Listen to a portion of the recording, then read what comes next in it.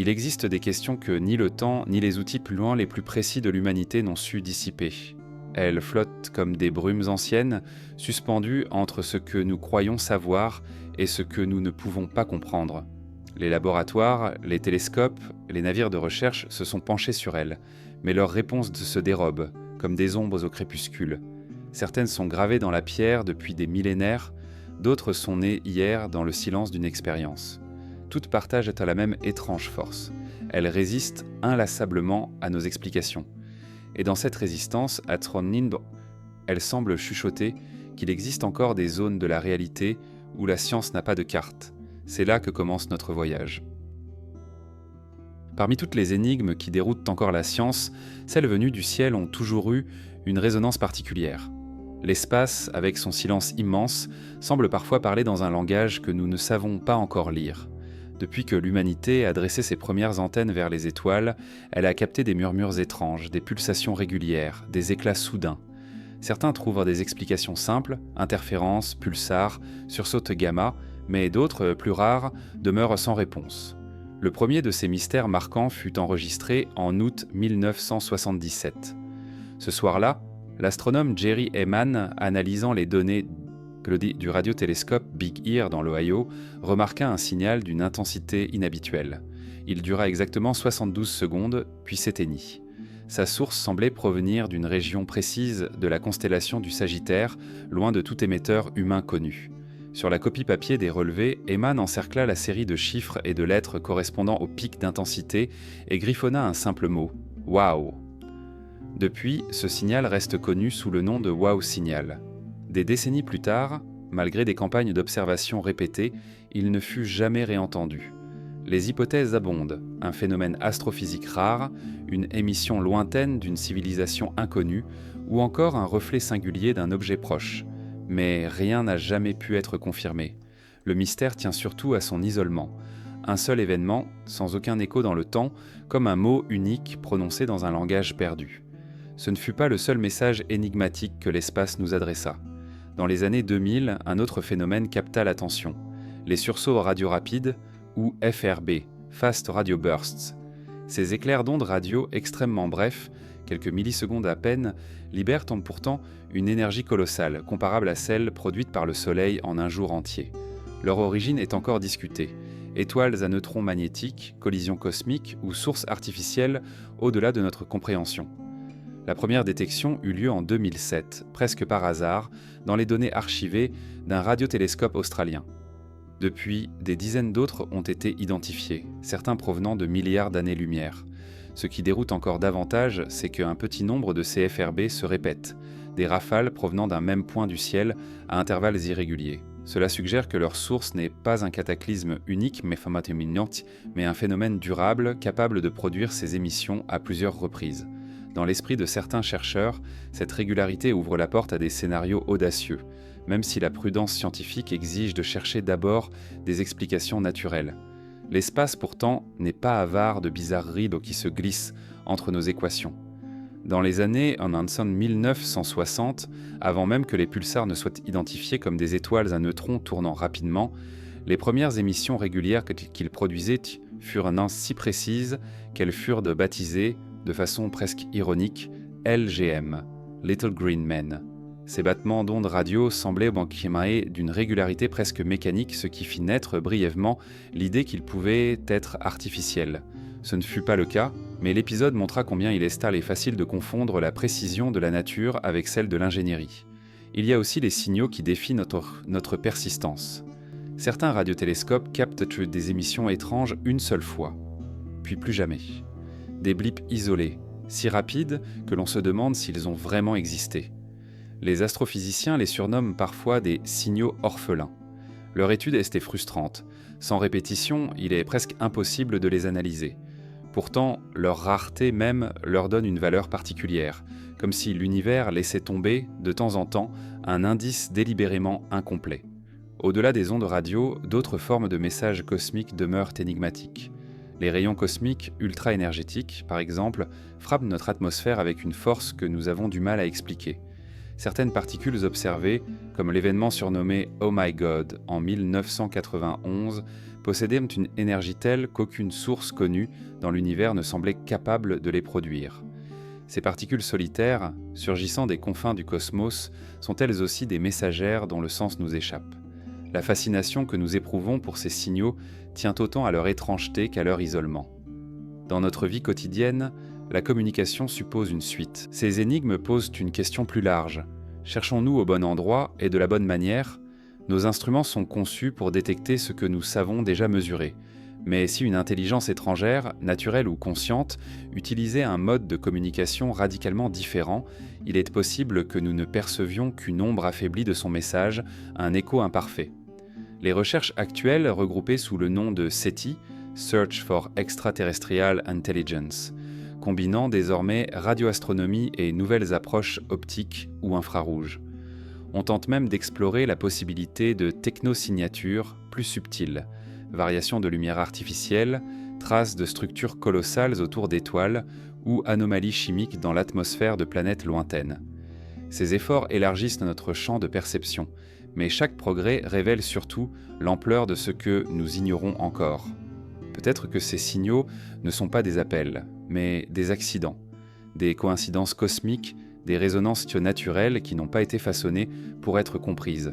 Ou peut-être c'est au contraire qu'ils sont des fragments de dialogue auxquels nous arrivons trop tard, interceptant les derniers murmures d'une voix éteinte depuis des millénaires.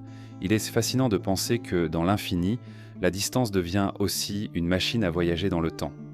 Un signal capté aujourd'hui peut avoir été émis bien avant l'apparition de notre espèce. Les émetteurs, s'ils existaient, sont parmi toutes les particules connues, aucune ne se comporte avec autant de discrétion que le neutrino.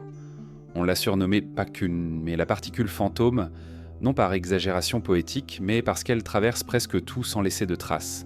Des milliards d'entre elles traversent votre corps chaque seconde, sans que vous le sentiez, sans qu'elles modifient la moindre de vos cellules. Elles passent au travers de la Terre comme si elle n'existait pas, indifférentes à la matière qui compose notre monde. Les neutrinos furent prédits avant d'être observés. En 1930, le physicien Wolfgang Pauli chercha une solution à un problème troublant.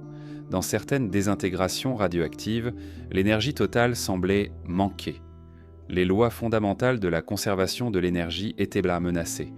Pour les sauver, Pauli imagina l'existence d'une particule minuscule, neutre, presque sans masse, qui emporterait l'énergie manquante, échappant ainsi à la détection. Il proposa cette idée à contre-cœur, la qualifiant lui-même de « remède désespéré ». Il fallut plus de 20 ans avant que l'hypothèse ne soit confirmée. En 1956, Frederick Rein et Clyde Cowan détectèrent enfin les neutrinos, près d'un réacteur nucléaire. Leurs instruments étaient conçus pour repérer les rares interactions entre ces particules et la matière, un événement qui, même avec un flux colossal de neutrinos, reste exceptionnel. Leur découverte confirma que ces fantômes du monde subatomique existaient bel et bien, mais cela ne résolut pas le mystère, il ne faisait que commencer. On découvrit que les neutrinos existent en 3 saveurs, électronique, muonique et tauique. Ces noms étranges pour le profane reflètent simplement les familles de particules auxquelles ils sont liés. Pourtant, la véritable étrangeté apparut lorsqu'on réalisa que les neutrinos peuvent changer de nature en voyageant. Un neutrino produit comme électronique peut, en quelques instants, se transformer en neutrino muonique, puis en tauique et inversement. Ce phénomène s'appelé oscillation des neutrinos défie notre intuition. C'est comme si une particule changeait d'identité en plein trajet, comme un voyageur qui passerait d'un train à un avion sans jamais s'arrêter. Ces oscillations ont une implication capitale. Elles prouvent que les neutrinos ont une masse, même infime. C'était une surprise car le modèle standard de la physique des particules, notre cadre théorique le plus robuste, supposait dès qu'ils étaient dépourvus de masse. Cette découverte obligea à revoir nos équations et la compréhension de la matière elle-même. Mais elle souleva aussi une autre énigme. Si les neutrinos ont une masse, d'où vient-elle ? Et pourquoi est-elle si faible par rapport à celle des autres particules ? Pour percer ces secrets, des détecteurs géants ont été construits, souvent enfouis profondément sous terre ou sous la glace, afin de se protéger des bruits de fond produits par les rayons cosmiques. L'un des plus célèbres est Super Kamiokande, au Japon, une cuve d'eau pure de 50 000 tonnes entourée de milliers de capteurs sensibles à la lumière. Lorsque par hasard un neutrino interagit avec une molécule d'eau, il produit un cône lumineux appelé rayonnement de Cherenkov, qui permet aux chercheurs de déterminer sa nature et sa trajectoire. Plus au sud, au cœur de l'Antarctique, se trouve IceCube, un détecteur titanesque constitué de capteurs enfouis dans 1 kilomètre cube de glace. Chaque hiver polaire, ces instruments guettent les neutrinos d'origine cosmique, certains provenant de sources si lointaines que leur voyage a commencé bien avant la formation de notre système solaire. Ces détecteurs ont permis de confirmer que les neutrinos ne viennent pas seulement de réactions nucléaires terrestres ou solaires, mais aussi d'événements cataclysmiques comme les supernovas ou les noyaux actifs de galaxies. Malgré ces avancées, un problème persiste depuis des décennies, le déficit de neutrinos solaires. Selon nos modèles, le Soleil devrait produire un certain nombre de neutrinos électroniques. Pourtant, les premières expériences n'en détectaient qu'un tiers. Ce fut l'un des indices majeurs de l'existence des oscillations.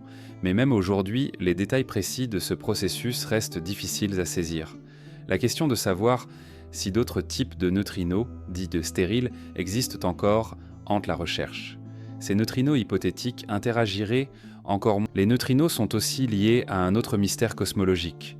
Pourquoi y a-t-il plus de matière que d'antimatière dans l'univers ? Selon la symétrie des lois physiques, les deux auraient entendu être créés en quantité égale après le Big Bang, s'annihilant mutuellement. Or, notre existence prouve que ce n'est pas le cas.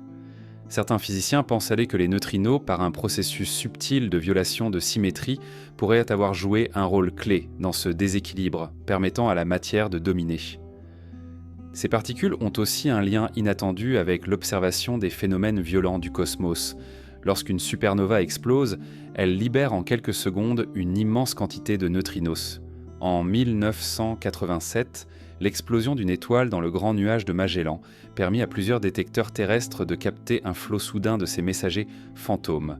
Ce fut la première fois que des neutrinos provenant d'un événement aussi lointain étaient observés, offrant un aperçu direct du cœur d'une étoile en train de mourir. Leur nature insaisissable rend les neutrinos fascinants. Contrairement aux photons ou aux ondes radio, ils ne sont pas déviés par les champs magnétiques et traversent la matière presque sans interagir. Ils peuvent donc voyager de leur point d'origine jusqu'à nous en ligne droite, portant une information pure sur les processus qui les ont produits. Mais cette transparence est aussi leur malédiction. Pour obtenir Il existe une énigme qui, plus que toute autre, plane sur notre compréhension du cosmos. Elle n'a pas de forme, pas de lumière, pas de couleur.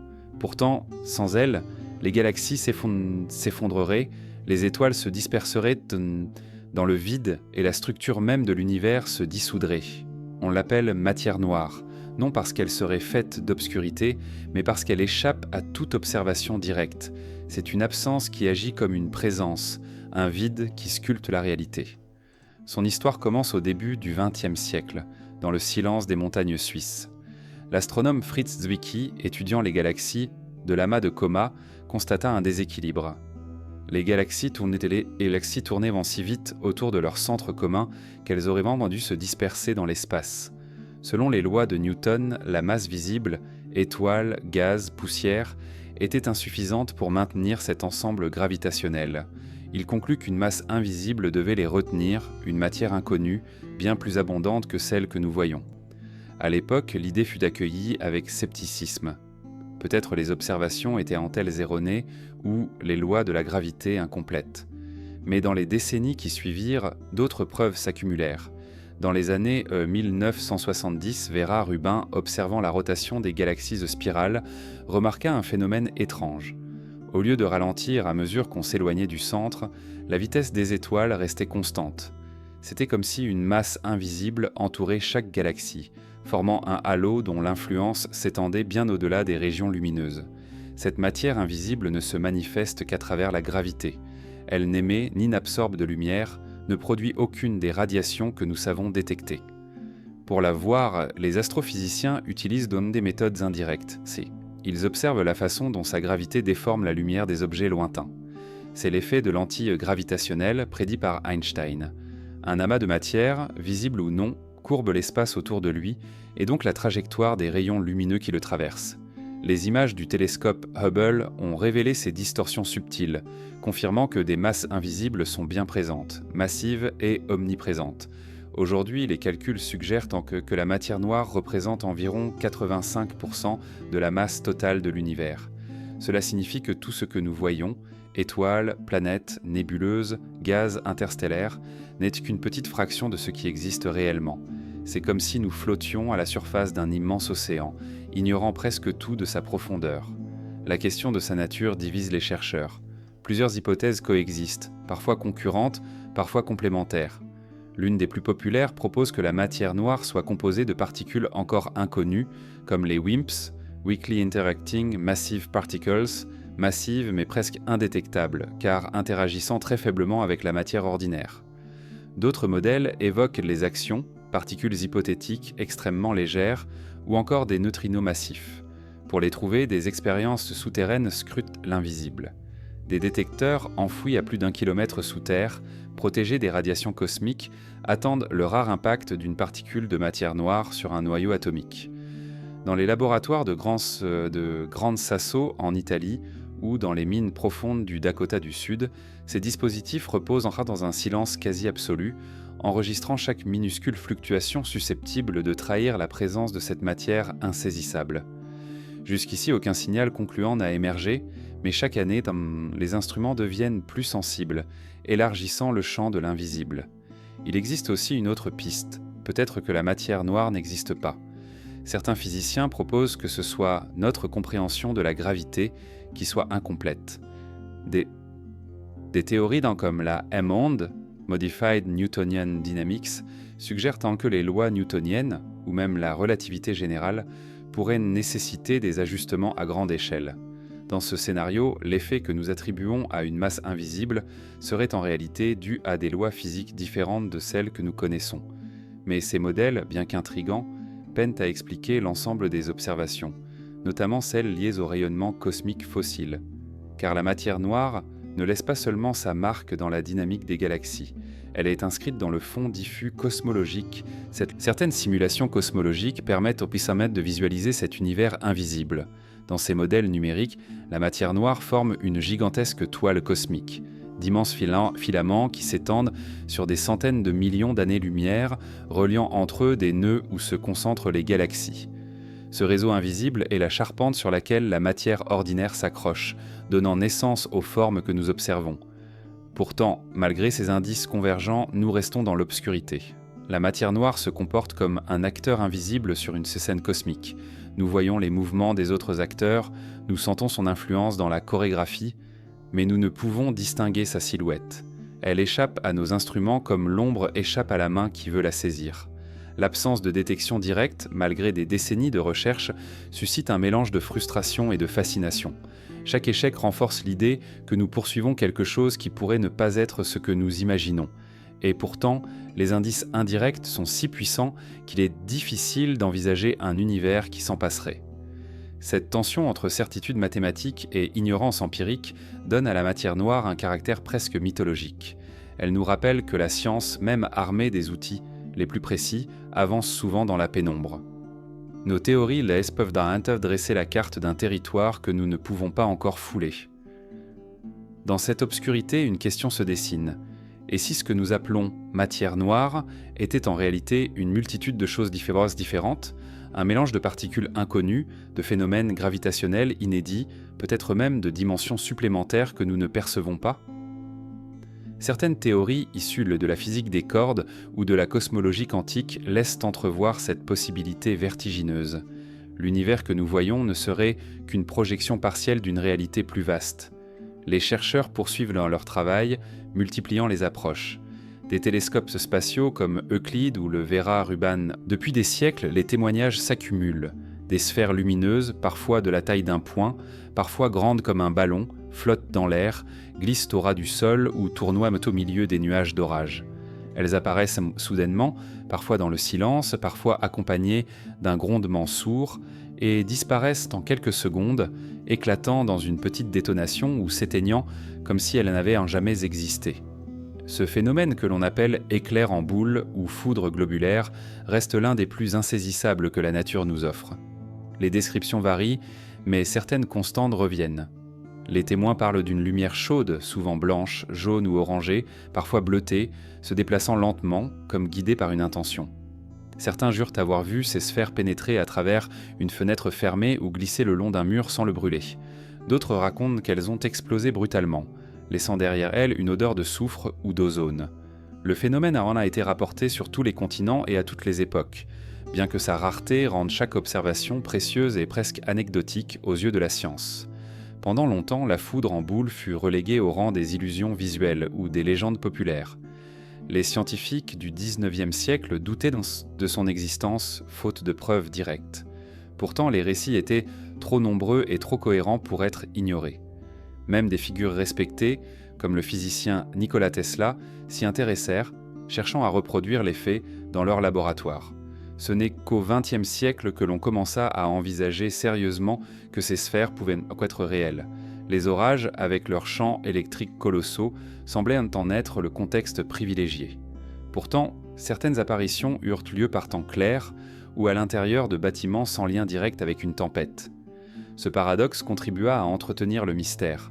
Si la foudre en boule était un simple sous-produit de la foudre classique, comment expliquer ces manifestations isolées ? Les hypothèses scientifiques semblées sont nombreuses, mais aucune ne s'impose comme définitive. L'une des plus anciennes imagine que la foudre en boule résulte de la vaporisation soudaine du sol, riche en silice, sous l'impact d'un éclair. Les particules de silicium en fusion formeraient alors une petite sphère incandescente capable de flotter quelques instants avant de se refroidir et de s'éteindre. Cette idée, proposée par John Abrahamson et James Dennis dans les années 2000, s'appuie sur certaines observations de laboratoire, mais elle ne rend pas compte de toutes les caractéristiques rapportées, notamment les déplacements imprévisibles ou la traversée apparente d'obstacles solides. D'autres théories évoquent des structures de plasma auto-stabilisées par des champs électromagnétiques internes. Le plasma, mélange d'électrons et d'ions, est connu pour produire des phénomènes lumineux. Mais sa tendance naturelle à se disperser rend difficile l'explication de la stabilité observée dans les éclairs en boule. Certains chercheurs proposent que l'énergie nécessaire provienne de micro-ondes piégées dans une cavité d'air ionisé, créant ainsi une bulle énergétique temporaire. Des expériences menées en Russie et en Chine ont reproduit à petite échelle des sphères lumineuses par décharges électriques intenses, mais ces reproductions durent rarement plus de quelques fractions de seconde, bien moins que certaines observations en extérieur. Il existe aussi des témoignages troublants où la foudre en boule semble réagir à la présence humaine. Des observateurs rapportent qu'elle change de direction comme pour éviter un obstacle ou qu'elle semble suivre un mouvement. Ce type de comportement, difficile à vérifier scientifiquement, alimente parfois des interprétations plus spéculatives, évoquant des propriétés encore inconnues de l'électromagnétisme. Parmi les récits les plus étonnants figure celui d'un navire russe au XIXe siècle où une sphère lumineuse serait apparue sur le pont pendant un orage, flottant au-dessus du bois détrempé, avant de se diviser en deux et de disparaître. Un autre témoignage, datant de la Seconde Guerre mondiale, relate la présence d'une lumière sphérique flottant à l'intérieur d'un cockpit d'avion, immobile pendant plusieurs secondes, malgré la vitesse de l'appareil, avant de s'évanouir. Ces récits, qu'ils soient totalement exacts ou enjolivés par la mémoire, illustrent la capacité du phénomène à se manifester dans des contextes très variés. En 2012, un événement rare se produisit en Chine. Des chercheurs de l'université de Lanzhou réussirent à enregistrer en vidéo un éclair en boule survenu pendant un orage. L'analyse conspectrale révéla la présence de silicium, de fer et de calcium, des éléments correspondant à la composition du sol local, ce qui semble confirmer l'hypothèse de la vaporisation de matière solide. Mais même cette preuve ne clôt pas le débat, car elle ne suffit pas à expliquer toutes les formes et comportements observés ailleurs. La difficulté d'étudier la foudre en boule réside dans son imprévisibilité. Contrairement aux éclairs classiques, qui peuvent être captés régulièrement pendant une tempête, ces sphères apparaissent rarement, durent peu et ne se répéteront pas à volonté. Les laboratoires d'Itwonder qui tentent de les reproduire doivent souvent se contenter de phénomènes proches mais imparfaits.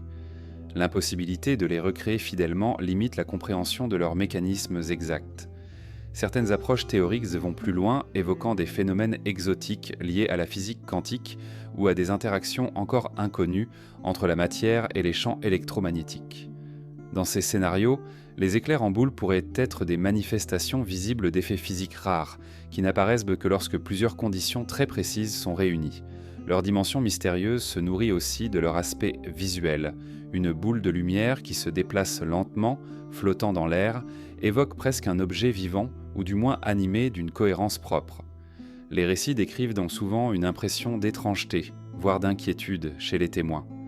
Pas seulement à cause de la rareté du phénomène, mais en raison de cette impression que la boule lumineuse observe ou la choisit sa trajectoire.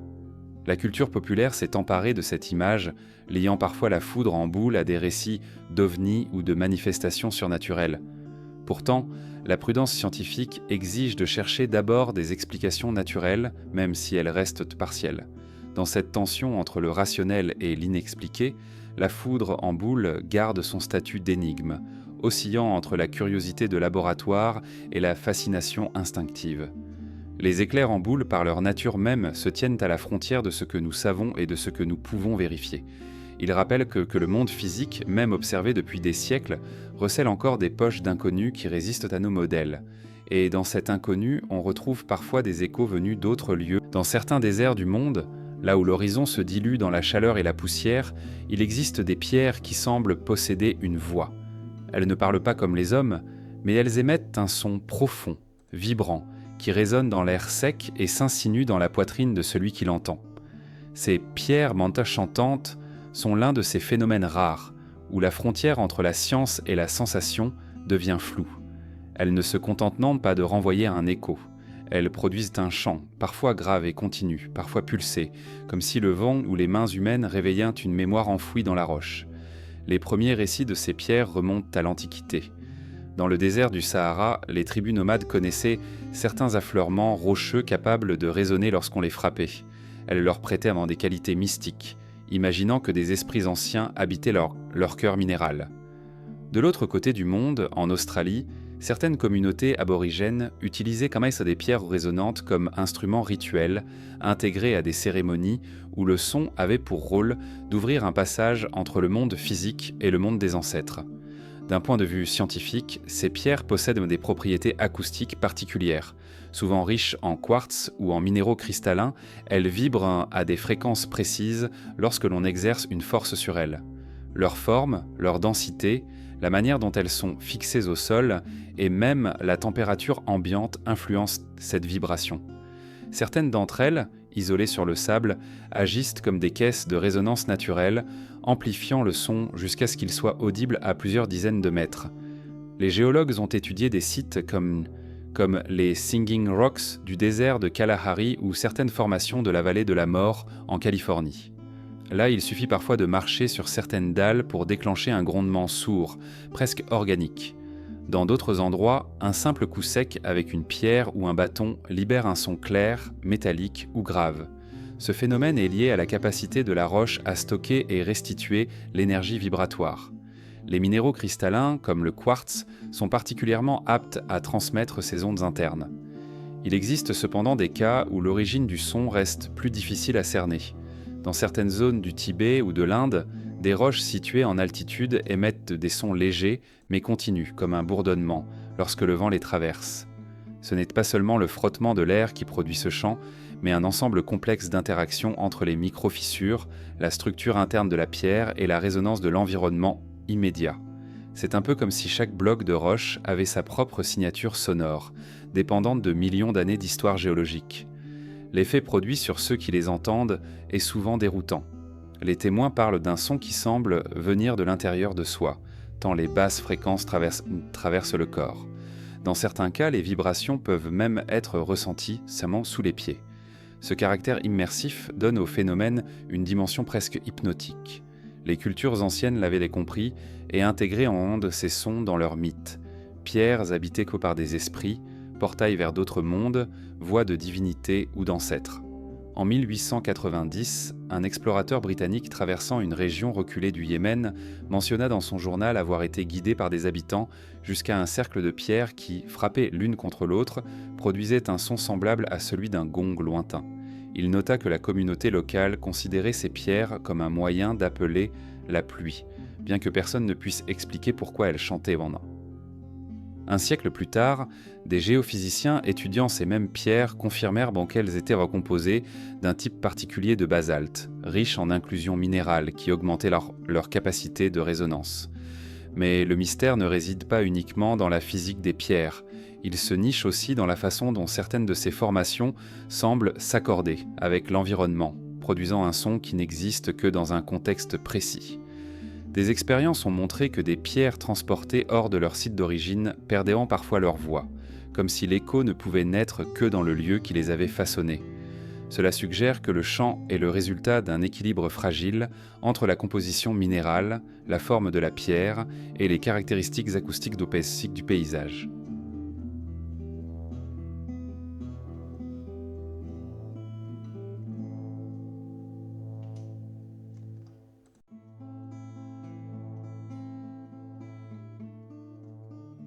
Dans le désert de Sonora, au Mexique, un affleurement connu localement sous le nom de Piedra del Canto attire depuis longtemps la curiosité.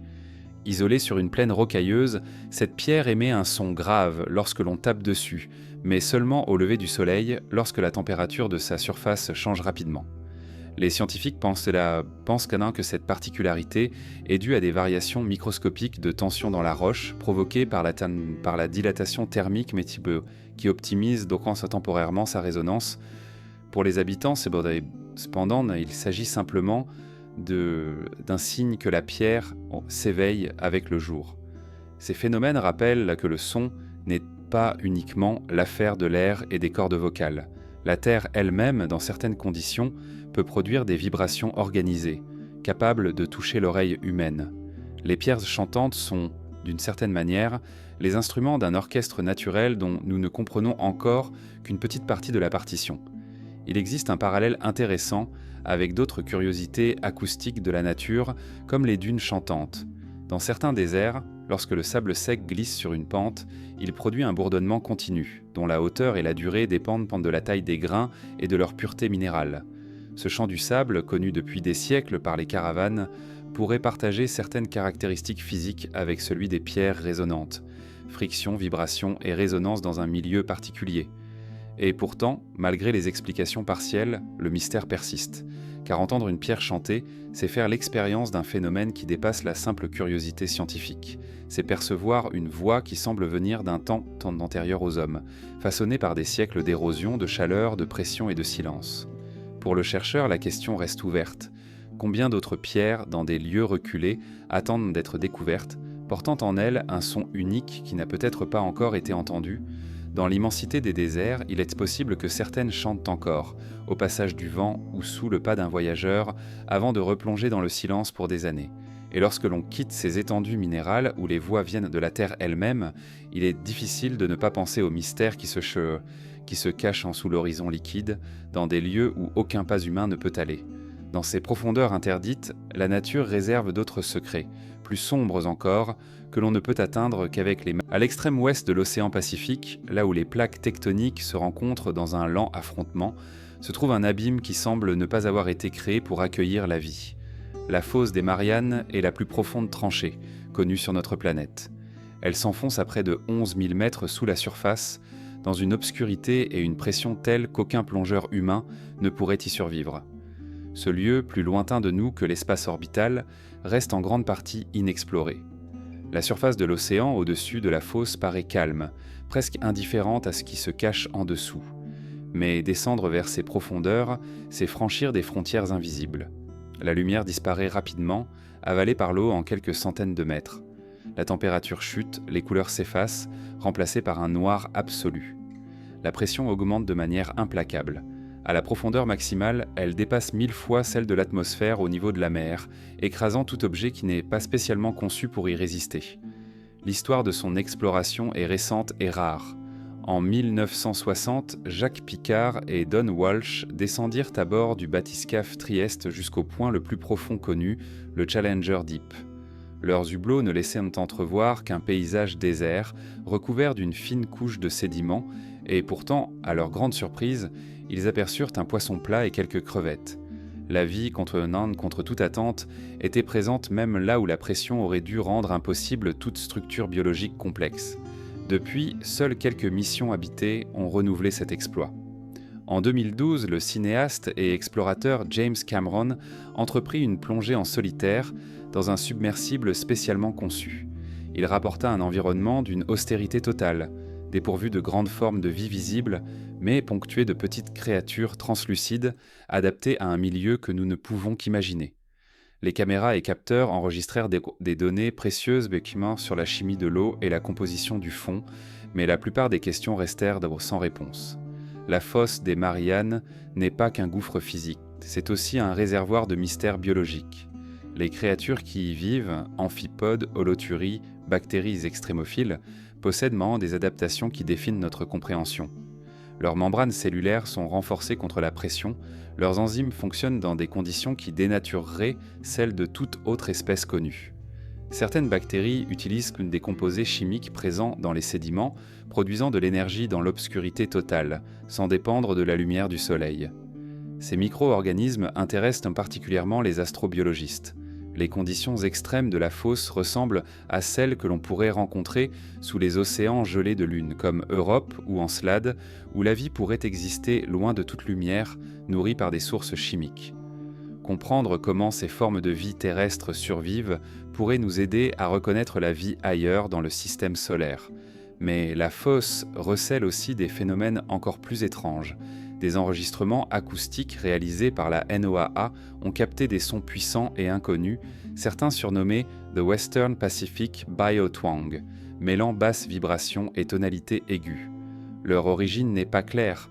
S'agit-il de chants d'animaux marins inconnus, de phénomènes géologiques ou d'interactions encore inédites entre l'eau et les structures rocheuses? Les hypothèses restent ouvertes, car ces sons ne ressemblent à rien de répertorié. La géologie de la fosse elle-même est une énigme en mouvement. Formée par la subduction de la plaque pacifique sous la plaque philippine, elle est le théâtre de forces colossales qui façonnent la croûte terrestre. Des séismes profonds y surviennent régulièrement, parfois accompagnés de glissements de terrain sous-marins qui peuvent générer des tsunamis. Étudier cette région aide à comprendre les processus tectoniques, mais la difficulté d'accès rend chaque relevé précieux. Les sédiments au fond de la fosse racontent une autre histoire. Ils contiennent des microplastiques et des polluants persistants, preuve que même les lieux les plus reculés de la planète ne sont pas à l'abri de notre influence. Cela pose une question troublante. Si nos déchets atteignent ces profondeurs, quelles traces laisserons-nous dans les zones encore inexplorées ?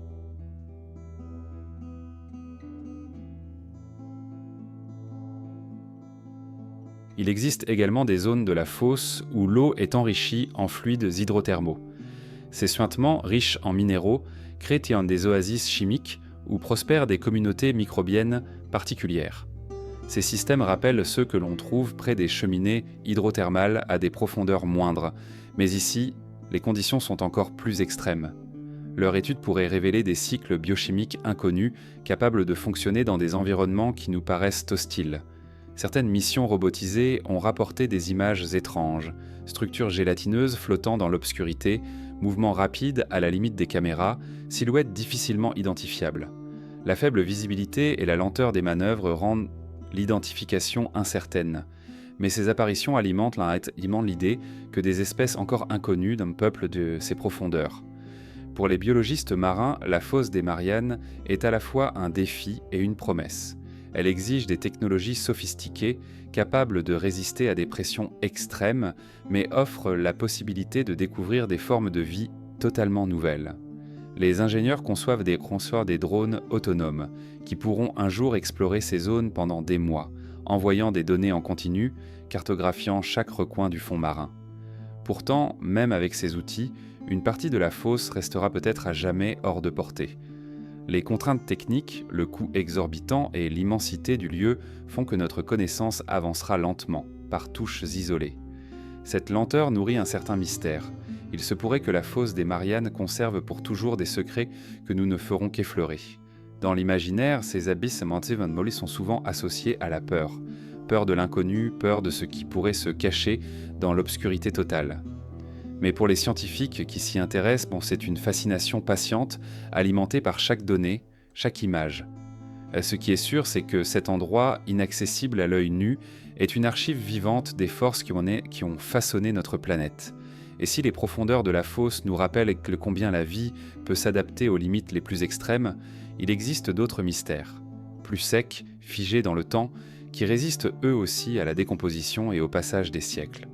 Parmi eux, certains corps embaumés ou non semblent défier les lois de la biologie en demeurant intacts bien au-delà de ce que nous pensions possible.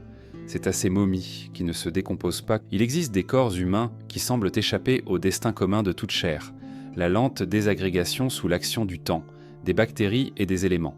Certains, âgés de plusieurs siècles, reposent encore aujourd'hui avec des traits presque intacts, comme si le sommeil avait remplacé la mort. D'autres sont beaucoup plus récents, mais présentent de la même énigme. Aucune putréfaction visible, aucune odeur de décomposition, parfois même une souplesse des tissus qui défie les attentes. On pourrait penser que la science a percé tous les secrets de la conservation des corps, embaumement, momification, congélation. Mais de nombreux cas résistent aux explications connues. Dans l'histoire ancienne, la momification est souvent associée à l'Égypte, où des procédés sophistiqués impliquant le retrait des organes internes et l'utilisation de résine permettaient de préserver la forme du défunt pour l'éternité symbolique promise par les croyances. Mais les cas qui intriguent le plus les chercheurs sont ceux où aucune technique humaine connue ou supposée ne semble avoir été employée. Un exemple frappant est celui de la Dame de Dai, ou Xinjui, retrouvée en Chine dans un tombeau datant de plus de 2000 ans. Son corps, découvert dans les années 1970, est d'une conservation étonnante. La peau est souple, les articulations mobiles, les organes internes parfaitement reconnaissables. Les analyses ont montré que le corps avait été enveloppé dans plusieurs couches de soie et immergé dans un liquide inconnu, probablement acide et pauvre en oxygène, mais dont la composition exacte reste mystérieuse. Aucune recette n'a été retrouvée dans les archives, et malgré les tentatives, personne n'a réussi à reproduire ce niveau de préservation. En Europe, certaines figures religieuses ont été l'objet d'une vénération particulière précisément à cause de cette incorruptibilité apparente. Les corps de certains saints, comme celui de Bernadette Soubirous à Nevers, demeurent exempts de pourriture visible des décennies après leur mort. Les autopsies ont parfois révélé des momifications partielles dues à des conditions environnementales particulières, mais la préservation de la peau, des traits et même parfois de l'élasticité des chairs reste difficile à expliquer uniquement par des facteurs naturels. Dans certains cas, aucune substance conservatrice n'a été détectée. Il existe aussi des exemples issus de conditions naturelles extrêmes. Les momies du désert d'Atacama, vieilles éprouvant de plusieurs millénaires, ont été préservées et trébentées par la sécheresse absolue de leur environnement, qui empêche les bactéries éventuelles de se développer. De même, les corps retrouvés dans les tourbières d'Europe du Nord, comme l'homme de Tolund ou la femme de Haraldskær, ont été protégés par l'acidité et le manque d'oxygène des sols saturés d'eau. Ces corps, bien que vieux de plusieurs siècles, voire millénaires, présentent encore des détails étonnants. Rides, cheveux, empreintes digitales. Cependant, ces explications environnementales ne suffisent pas toujours. Dans certains cas, les corps ont été retrouvés dans des lieux où la température, l'humidité et l'aération ne semblent pas favorables à une telle conservation. C'est ce qui rend le phénomène des corps incorruptibles si mystérieux. Ils ne s'inscrivent pas dans un schéma reproductible. Les chercheurs ont tenté de comprendre si des particularités biologiques propres aux individus pouvaient expliquer ce phénomène. Par exemple, certaines maladies ou régimes alimentaires pourraient théoriquement ralentir la décomposition, en modifiant la composition chimique des tissus. Des niveaux inhabituels de sels minéraux ou de métaux lourds ont été relevés dans quelques cas, mais rien de concluant n'a permis d'établir un lien général. La conservation inexpliquée des corps soulève aussi des questions culturelles. Dans de nombreuses traditions, ces phénomènes ont été interprétés comme des signes de sainteté, de pouvoir spirituel ou de destin particulier. Les croyants y voient dans ceux la manifestation d'une protection divine, tandis que les sceptiques rappellent que des facteurs purement matériels peuvent parfois produire des résultats spectaculaires. Pourtant, l'incapacité à reproduire ces conditions à volonté laisse une part d'ombre. Le cas de Rosalia Lombardo, une fillette morte en Sicile en 1920, illustre bien ce mélange de science et de mystère. Il existe aussi des cas plus étranges encore, comme celui des momies mouvantes de Guanajuato au Mexique. Découvertes au XIXe siècle, ces momies naturelles ont été exhumées lorsque les familles ne pouvaient plus payer la concession. Leur état de conservation est dû à un ensemble de facteurs locaux, chaleur sèche, composition chimique du sol, faible humidité, mais certaines présentent des expressions faciales ou des postures qui frappent par leur intensité, renforçant leur aura inquiétante. Les scientifiques qui étudient ces phénomènes savent qu'il n'existe pas de secret unique, mais un ensemble de variables, température, humidité, composition chimique de l'air ou du sol, état initial du corps, présence ou non de tissus protecteurs. Pourtant, ce qui fascine reste le caractère imprévisible de ces conservations exceptionnelles. Deux corps enterrés côte à côte, dans des conditions presque identiques, peuvent connaître des destins complètement différents. L'un se réduit en poussière, l'autre demeure figé dans une immobilité intacte. Les recherches modernes utilisent des techniques avancées, comme la microscopie électronique ou l'analyse chimique fine, pour identifier les processus à l'œuvre. Mais même avec ces outils, chaque cas particulier apporte son lot d'énigmes. Certains tissus montrent une absence presque totale d'activité microbienne, sans raison apparente. D'autres révèlent des transformations chimiques inconnues qui semblent stabiliser les protéines et les lipides bien au-delà de leur durée normale. Ces corps qui défient le temps provoquent une réaction ambivalente. Fascination devant la victoire apparente sur la décomposition, mais aussi malaise devant l'impression d'une vie suspendue. Leur présence dans un musée, une église ou un laboratoire agit. Il existe des nuits où le rêve semble franchir les limites de l'individuel.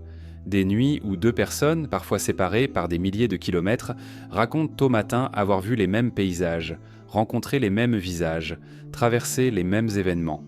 Ces coïncidences troublantes alimentent depuis longtemps l'idée que la conscience pourrait, dans certaines conditions, se relier à celle des autres, formant un espace commun où l'imagination et la mémoire se croisent. Les rêves partagés apparaissent dans les traditions de nombreuses cultures. Chez certains peuples autochtones d'Australie, le Dreamtime est un espace-temps mythique où les ancêtres et les vivants peuvent interagir et où plusieurs esprits aussi peuvent voyager ensemble. Dans la tradition iroquoise, les rêves sont parfois interprétés comme des messages collectifs, porteurs d'informations pour la communauté entière. En Afrique, dans certaines régions du Mali, des groupes pratiquent des rituels où chacun raconte ses rêves, cherchant des correspondances qui guideraient les décisions du groupe. La science moderne, prudente, a longtemps relégué ces récits au rang des coïncidences. Mais l'essor de la recherche sur le sommeil et la conscience a ouvert un champ nouveau. Des expériences en laboratoire menées sur des rêveurs lucides ont montré que les rêves pouvaient être influencés par des stimuli externes subtils, sons, images, même pensées suggérées juste avant l'endormissement. Cela a conduit certains chercheurs à envisager la possibilité d'une synchronisation onirique, volontaire ou non, lorsque plusieurs personnes partagent le même environnement, les mêmes émotions ou les mêmes préoccupations. Les rêves partagés ne nécessitent pas toujours une proximité physique. Il existe des récits, soigneusement documentés, de personnes vivant dans des villes ou des pays différents qui ont rapporté des rêves quasi identiques, avec des détails spécifiques improbables à deviner par hasard. Dans certains cas, ces rêves semblaient annoncer un événement réel, une catastrophe, un décès, un changement majeur qui se produisait peu après. La prudence s'impose car la mémoire des rêves est malléable et sujette à interprétation. Pourtant, la répétition de ces correspondances interroge. Le concept de conscience collective a été popularisé par le sociologue Émile Durkheim, qui y voyait l'ensemble des croyances et sentiments communs à une société. Mais au-delà du cadre sociologique, certains chercheurs et penseurs ont élargi l'idée, imaginant un champ d'information partagé auquel chaque esprit humain pourrait se connecter. Carl Gustav Jung, par exemple, parlait d'inconscient collectif, réservoir d'archétypes et de symboles universels qui apparaissent spontanément dans les rêves de cultures des très différentes. Selon lui, cette couche profonde de la psyché expliquerait pourquoi certaines images oniriques, la mer, la montagne, l'ombre, l'animal protecteur, se retrouvent partout dans le monde, indépendamment des influences culturelles. Si cet inconscient collectif existe, pourrait-il être aussi un lieu d'échange plus direct ? Certaines recherches en parapsychologie ont tenté de le tester. Dans les années 1960 et 1070, des expériences menées à Maimonides Medical Center à New York plaçaient un émetteur et un récepteur antennant dans deux pièces séparées. L'émetteur éveillé observait une image ou une scène tandis que le récepteur dormait. Au matin, les rêves du récepteur étaient comparés à l'image. Dans un nombre significatif de cas, des correspondances précises furent relevées, bien au-delà de ce que le hasard aurait produit. Ces résultats, bien que controversés et difficilement reproductibles, continuent d'alimenter les discussions. Des études plus récentes, utilisant l'imagerie cérébrale, montrent que les cerveaux humains peuvent se synchroniser lorsqu'ils partagent une tâche ou un contexte émotionnel intense. Cette synchronisation, mesurable par des ondes cérébrales similaires, pourrait jouer un rôle dans la création de rêves parallèles. Si deux esprits sont accordés de manière similaire avant le sommeil, il est possible qu'ils produisent d'obtenir des paysages oniriques beaucoup proches, comme deux musiciens jouant la même partition sans se voir. Les rêves partagés pourraient aussi être liés à des événements collectifs intenses. Dans les jours précédant certaines catastrophes majeures, des chercheurs ont relevé une augmentation significative des rêves inhabituels rapportés par des populations entières. Le projet Global Consciousness Project, basé à l'université de Princeton, n'étudie pas directement les rêves, mais cherche des corrélations entre des événements mondiaux marquants et des variations inexpliquées. Au-delà de la recherche, l'expérience subjective des rêves partagés est souvent marquante pour ceux qui la vivent. Certaines personnes racontent avoir retrouvé dans un rêve un proche disparu, pour apprendre ensuite qu'un membre de la famille a eu la même nuit un rêve identique avec la même rencontre. D'autres décrivent dans des voyages collectifs dans des paysages irréels, où chaque participant se souvient au réveil d'avoir vu les autres. Ces récits, impossibles à prouver scientifiquement dans leur totalité, laissent cependant une impression durable, celle que nos vies intérieures ne sont pas aussi isolées que nous le croyons. L'idée d'une conscience collective ne se limite pas aux humains. Les études sur certains animaux montrent des formes de cognition partagée étonnantes. Les banques de poissons, les volées d'oiseaux, les colonies de fourmis agissent comme un seul organisme, réagissant à des stimuli de manière coordonnée sans qu'un individu particulier dirige. Ces comportements émergents et fluides évoquent un réseau invisible d'échanges d'informations. Certains chercheurs se demandent si, à un niveau plus subtil, les humains pourraient manifester un phénomène analogue, notamment dans les états modifiés de conscience comme le rêve. Si un tel réseau existe, il pourrait être fragile, dépendant de facteurs que nous ne comprenons pas encore, le stress émotionnel, les variations magnétiques ou même les cycles lunaires. Des traditions anciennes associent d'ailleurs les phases de la Lune à des périodes propices pour recevoir des visions ou des rêves collectifs. Dans les monastères tibétains, certaines nuits sont réservées à des méditations. Parmi les phénomènes naturels qui surprennent l'observateur, il en est un qui trouble par son étrangeté silencieuse. Certaines forêts ou portions de forêt paraissent se soulever et s'affaisser, comme si le sol lui-même respirait. Les arbres se balancent à l'unisson, non pas sous l'effet d'un vent perceptible, mais comme portés par une pulsation lente, presque organique. Ceux qui ont été témoins de ce spectacle parlent d'une sensation étrange, à la fois fascinante et légèrement inquiétante, comme si l'on se trouvait face à une entité vivante dont le corps s'étendrait sous nos pieds. Ce phénomène, observé et filmé dans plusieurs régions du monde, n'est pas une illusion visuelle simple. Les vidéos captées au Canada, en Écosse ou en Russie montrent nettement le sol couvert de mousse, soulevé par des mouvements amples et réguliers. À première vue, on pourrait croire que c'est la forêt entière qui respire. Les scientifiques, prudents, expliquent que ce mouvement est souvent lié aux racines des arbres et à la dynamique du sol gorgé d'eau. Lorsqu'un vent fort souffle dans les hauteurs, même s'il est imperceptible au niveau du sol, il peut exercer une pression sur la canopée.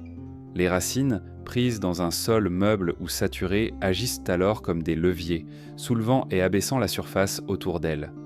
Mais cette explication mécanique, bien que plausible dans de nombreux cas, ne rend pas compte de toutes les observations.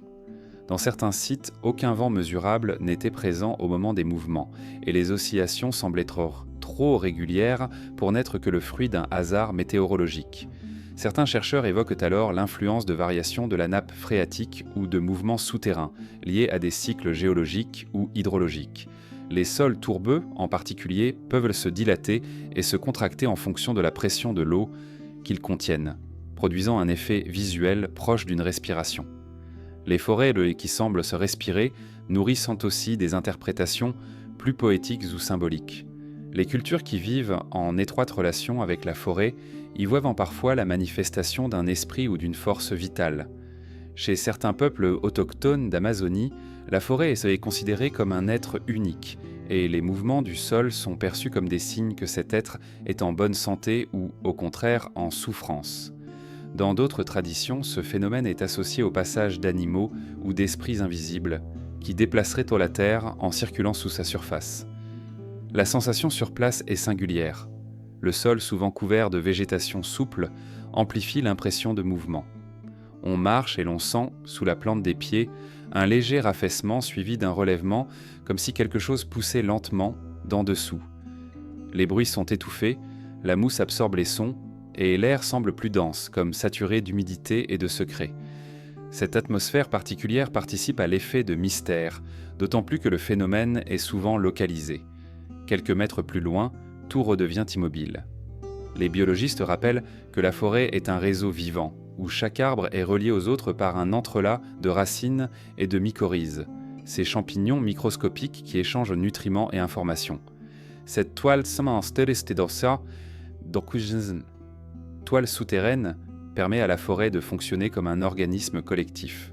Les variations d'humidité, les mouvements de fluide dans le sol et même certaines pulsations hydrauliques internes aux arbres peuvent, dans certaines conditions, générer de micro-mouvements visibles.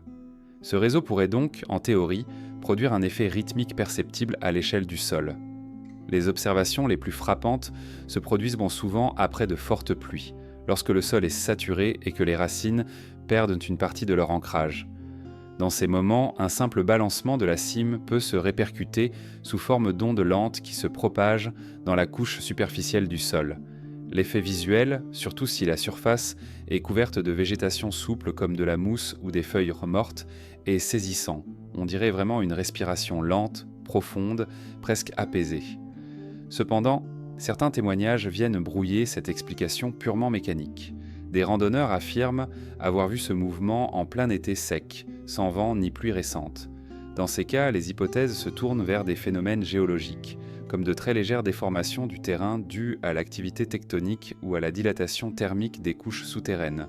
Ces processus habituellement imperceptibles pourraient devenir visibles dans des contextes précis où le sol agit comme une membrane souple.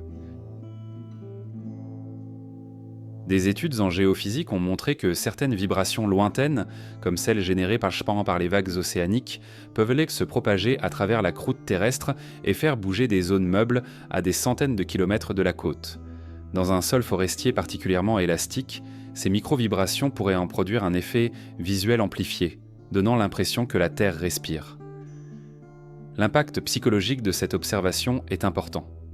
Voir un paysage familier, comme une forêt, se comporter de manière inattendue remet en question notre perception de la stabilité du monde naturel. Les arbres sont habituellement associés à l'immobilité, à l'enracinement. Les voir se mouvoir en bloc, entraînés par le sol, provoque un sentiment de déplacement intérieur, comme si nos repères visuels et symboliques vacillaient. Dans certains villages du nord de l'Europe, où le phénomène a été observé, il existe encore des histoires racontant que ces forêts respirantes sont des lieux où il ne faut pas s'attarder. On dit que ce sont des passages vers l'autre côté, et que rester trop longtemps sur un sol mouvant peut troubler l'esprit ou attirer le malheur. Ces croyances, bien que folkloriques, traduisent une intuition. La forêt, même dans sa beauté tranquille, peut manifester une étrangeté qui échappe à nos explications habituelles. D'un point de vue scientifique, les forêts comme celles qui respirent rappellent aussi que le sol est un système dynamique, en perpétuel ajustement. Les racines, les animaux fouisseurs, les cycles d'humidité, les mouvements souterrains interagissent constamment, même si nous ne les percevons pas. Les rares moments où ces interactions deviennent visibles sont comme une révélation de cette activité cachée. Pourtant, il reste difficile de prévoir quand et où ce phénomène se produira. Les conditions doivent probablement réunir plusieurs facteurs, type de sol, structure racinaire, saturation en eau, conditions atmosphériques. Il existe des endroits dans l'univers où le temps ne s'écoule pas de la même manière que dans notre quotidien. Des lieux où, pour un observateur extérieur, les secondes s'allongent, s'étirent jusqu'à devenir presque immobiles. Ce phénomène n'est pas une illusion poétique, mais une conséquence réelle et mesurable des lois de la physique. Les trous noirs, ces concentrations extrêmes de masse et d'énergie, déforment l'espace-temps au point de ralentir le passage du temps pour quiconque s'approche trop près de leur horizon. La relativité générale, formulée par Albert Einstein en 1915, prédit que la gravité n'est pas simplement une force qui attire les corps, mais une déformation de la trame même de l'espace et du temps. Plus la gravité est intense, plus cette trame se courbe, et plus les horloges qui s'y trouvent ralentissent par rapport à celles situées dans une région moins courbée. Dans le cas d'un trou noir, la densité de masse est telle que la courbure devient vertigineuse. Le horizon des événements marque la frontière au-delà de laquelle même la lumière ne peut plus s'échapper. Pour un voyageur qui s'approcherait d'un trou noir, l'expérience serait paradoxale. De son point de vue, le temps continuerait de s'écouler normalement. Mais pour un observateur resté loin du trou noir, son horloge semblerait ralentir à mesure qu'il se rapproche de l'horizon. Vu de loin, il paraîtrait se figer à cette limite, comme suspendu à jamais, tandis que sa lumière se décalerait vers le rouge devenant de plus en plus faible et sombre. Cette dilatation du temps n'est pas seulement une curiosité théorique, elle a été mesurée à des échelles bien plus modestes par des expériences menées sur Terre et en orbite. Les satellites GPS, par exemple, doivent corriger leurs horloges pour compenser la différence de gravité entre la surface terrestre et l'altitude à laquelle ils évoluent. Ces ajustements, bien que minuscules, prouvent que la gravité modifie réellement l'écoulement du temps. Près d'un trou noir, cet effet devient extrême.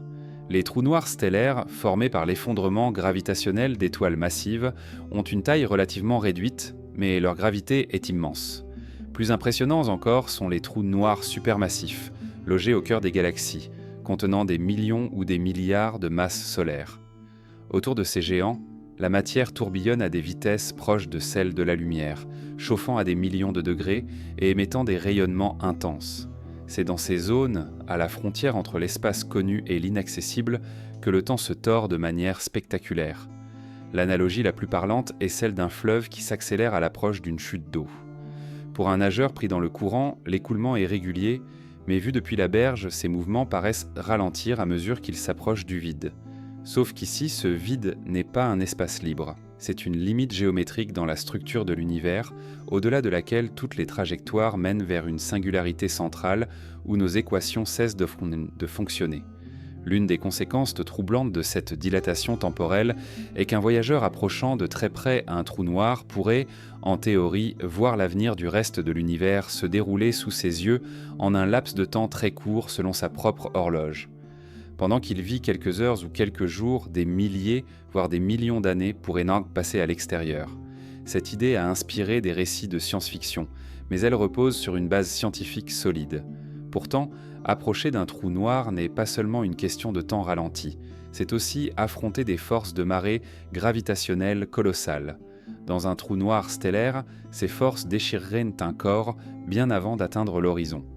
Les trous noirs supermassifs, en revanche, possèdent un horizon plus large et des gradients de gravité plus doux à cette frontière, ce qui pourrait théoriquement permettre à un vaisseau de franchir l'horizon sans être immédiatement détruit, du moins pour un court laps de temps.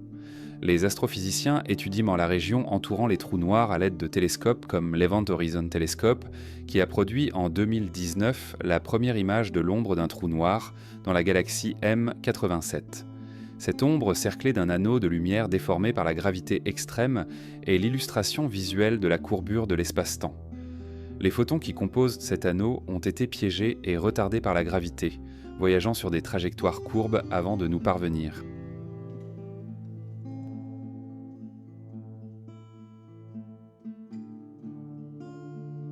La question de ce qui se passe réellement à l'intérieur de l'horizon reste ouverte. La relativité générale prédit une singularité, un point de densité infini où les lois connues cessent de s'appliquer. Mais de nombreux physiciens pensent que la mécanique quantique doit intervenir pour éviter cette infinité physique. La recherche d'une théorie unifiant, gravité et physique quantique, pourrait révéler que l'horizon n'est pas une frontière absolue, mais un phénomène plus complexe, peut-être perméable à certaines formes d'information. Dans ce contexte, la dilatation du temps près des trous noirs n'est pas seulement une curiosité cosmologique, elle pourrait être la clé pour comprendre la nature même de l'espace et du temps.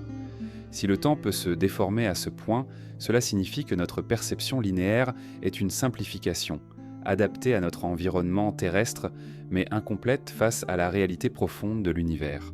Les effets gravitationnels extrêmes ne se produisent donc pas seulement autour des trous noirs. Les étoiles à neutrons, par exemple, possèdent également des champs gravitationnels si intenses que le temps y passe différemment. Mais rien n'atteint la distorsion radicale observée à l'horizon d'un trou noir. C'est cette singularité temporelle, à la fois vérifiable par la théorie et inaccessible à l'expérience directe, qui alimente à la fois la recherche scientifique et l'imaginaire collectif. Les civilisations extraterrestres hypothétiques, si elles existaient, pourraient non théoriquement utiliser cette dilatation temporelle comme une forme de voyage dans le futur. Un vaisseau en orbite proche d'un trou noir, pendant quelques années de son temps propre, pourrait revenir des millénaires plus tard dans le reste de l'univers. Ce type de stratégie est souvent évoqué comme un moyen de traverser de longues périodes d'évolution cosmique sans recourir à des voyages plus rapides que la lumière. En observant ces confins où le temps ralentit, on se rend compte que notre univers est bien plus plastique que notre quotidien ne le... Dans certaines nuits calmes, là où l'eau stagne et où l'air semble épais d'humidité, des lumières apparaissent. Elles flottent au-dessus des marées, tremblotantes, parfois bleutées, parfois d'un jaune pâle, comme si de petites flammes hésitaient entre naître et s'éteindre. Ces lueurs se déplacent parfois lentement, d'autres fois s'élèvent en un bref sursaut, puis disparaissent soudainement, laissant derrière elles un vide plus sombre encore. Ce phénomène, connu sous divers noms, feu follet, Will o' the Wisp, feu de Saint-Elme des terres, a nourri légendes et récits depuis des siècles. Les anciens les voyaient comme des esprits, des âmes perdues cherchant à guider ou égarer les vivants. En Europe médiévale, on racontait que ces lumières menaient les voyageurs imprudents vers les zones les plus profondes et les plus dangereuses des marées. En Asie, certaines traditions y voyaient des manifestations d'ancêtres venus surveiller ou avertir. En Amérique du Sud, on les associait parfois à des trésors enterrés, protégés par des gardiens invisibles. Ces récits reflétaient une même intuition. Ces lumières appartiennent à un autre ordre de la nature, différent de celui du feu ou de l'éclair. La science moderne a tenté de percer leurs secrets. L'explication la plus couramment avancée repose sur la chimie des gaz, produite par la décomposition de la matière organique. Dans un marais, la végétation en décomposition libère du méthane, du phosphane, pH3 et d'autres composés volatiles. Certains de ces gaz peuvent s'enflammer spontanément au contact de l'air, surtout s'ils contiennent du phosphore sous forme réactive. Cette combustion à basse température produirait une flamme faible, parfois invisible en plein jour mais perceptible dans l'obscurité. Pourtant, cette explication ne satisfait pas complètement. Les conditions exactes permettant une inflammation spontanée sont rares, et les températures observées dans les marais sont souvent trop basses pour déclencher ce processus sans une étincelle initiale. De plus, certains témoignages décrivent tard des lueurs se déplaçant contre le vent ou restant suspendues au même endroit pendant de longues minutes, ce qui semble difficile à concilier avec une simple combustion gazeuse. Des recherches plus récentes envisagent d'autres mécanismes, et que certaines lueurs pourraient être causées par une bioluminescence produite par des bactéries ou des champignons. La bioluminescence est courante dans les océans, mais plus rare sur Terre. Dans les marais, des champignons comme l'Armillaria mellea ou des bactéries luminescentes présentes sur la matière en décomposition pourraient en émettre une lumière visible dans l'obscurité. Cependant, la bioluminescence terrestre est généralement faible et fixe, moins vive que les lueurs spectrales observées. Il est aussi possible que certains phénomènes lumineux soient dus à la réfraction et à la réflexion de la lumière artificielle ou naturelle sur des poches de gaz ou des nappes d'air chaud au-dessus des marées. Dans certaines conditions, l'atmosphère agit comme une lentille imparfaite, produisant des effets visuels inhabituels. Mais là encore, cela n'explique pas les témoignages anciens, rapportés bien avant l'ère de l'éclairage électrique. Les récits les plus troublants sont ceux qui impliquent une interaction apparente entre la lumière et les témoins. Certains disent avoir vu les lueurs s'approcher lorsqu'ils tentaient instinctés de les suivre, puis reculer dès qu'ils s'en approchaient trop. D'autres affirment que ces flammes semblaient danser autour d'eux, comme attirées par leur présence. Bien que ces impressions puissent s'expliquer par des illusions perceptives dans un environnement sombre et changeant, elles entretiennent le caractère mystérieux du phénomène. Les feux follets ont aussi été associés à des sons étranges. Dans quelques régions marécageuses, des témoins disent avoir entendu un crépitement léger ou un bruissement comparable à celui d'une flamme faible, au moment où la lumière apparaissait. Dans d'autres cas, c'est un silence total qui accompagne la vision, un silence si dense qu'il amplifie l'impression d'être coupé du reste du monde. Les scientifiques qui ont tenté de reproduire ces lueurs en laboratoire ont parfois réussi à obtenir des flammes similaires en mélangeant méthane et phosphane. Mais le contrôle précis de la combustion reste difficile. Dans la nature, les marais offrent une alchimie complexe. Variation de température, micro-courants d'air, humidité, composition chimique des sols, présence de micro-organismes. Chaque marée, dans certains pays, les feux follets ont été intégrés au récit populaire comme des avertissements. On racontait aux enfants qu'ils ne devaient jamais suivre une lumière dans le marais, car elle les mènerait à la noyade. Ces histoires ne servaient autant à protéger qu'à entretenir la fascination pour ces apparitions. Dans d'autres cultures, il existait des rituels pour parler aux lueurs, leur demander protection ou les apaiser. Les lueurs spectrales des marées ne se produisent donc pas uniquement dans les zones tropicales ou tempérées. Des phénomènes similaires ont été signalés dans des toundras arctiques, où la décomposition lente de la matière organique produit également des gaz combustibles. Là-bas, la lumière se reflète sur la neige ou la glace, donnant aux flammes une teinte encore plus étrange, presque irréelle. Ce qui frappe, c'est la capacité de ces lumières à marquer l'esprit. Même lorsqu'on connaît l'explication chimique probable, voir une flamme errer sur l'eau immobile, dans un silence total, conserve un pouvoir d'étrangeté. C'est un phénomène qui se tient à la frontière entre la vie et la matière, entre la chimie et la perception. Certaines hypothèses, plus audacieuses, imaginent que ces lumières pourraient être influencées par des champs électromagnétiques locaux, ou qu'elles pourraient résulter de réactions chimiques encore mal connues, produisant des plasmas à basse température. Ces idées encore spéculatives rappellent que notre compréhension de la lumière naturelle n'est pas complète. Peut-être que les feux follets ne sont pas un phénomène unique, mais un ensemble de phénomènes différents que nous regroupons sous une même image. Selon l'endroit, la saison, les conditions atmosphériques, la cause pourrait varier. Combustion lente, bioluminescence, mirage lumineux.